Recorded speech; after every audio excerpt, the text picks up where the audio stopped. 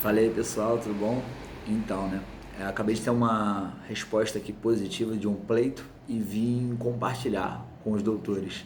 O que acontece? Eu peguei um processo de júri, que ele já está na fase do plenário, né? Já tem audiência marcada e tudo mais. E a cliente, ela teve a primeira fase assistida por um advogado. Quando ela foi pronunciada, o advogado renunciou.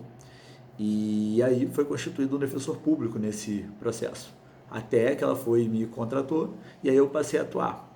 E quando eu pedi habilitação nesse processo, eu vi que já tinha passado a fase do 422, que é que quando o juiz ele pronuncia o réu, ele abre um prazo para o Ministério Público e para a defesa para rolar as testemunhas que vão querer ser ouvidas em plenário. E esse prazo ele tem um prazo de 5 dias. O Ministério Público arrolou as testemunhas e a Defensoria ela rolou somente uma testemunha. E em nenhum momento ela entrou em contato com a cliente para saber se a cliente teria testemunhas para levar em plenário, para alegar a defesa dela, né? E a Defensoria simplesmente só rolou a testemunha que já constava na primeira fase e deixou por isso mesmo. E quando eu percebi isso, que eu tracei como estratégia, né?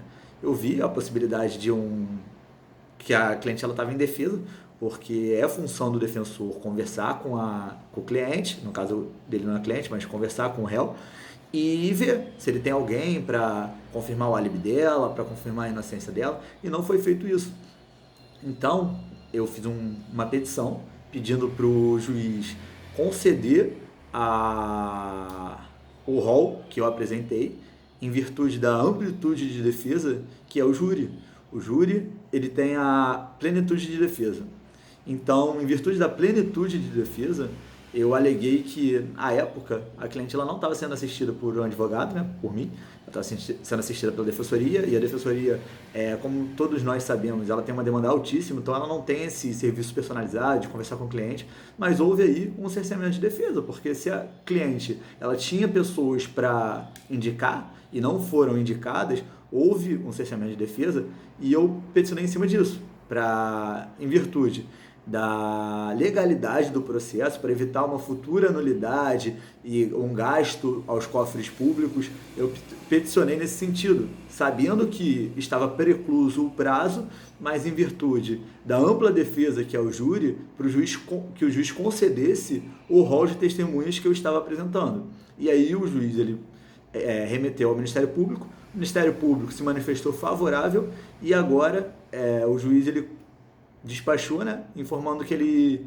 aceitou o rol de testemunhas apresentadas e eu vou conseguir levar essas testemunhas que são primordiais para a defesa, vou conseguir levá-las ao júri. Então fica essa dica, né? Às vezes não é porque precluiu um prazo que é impossível a gente arrolar testemunhas.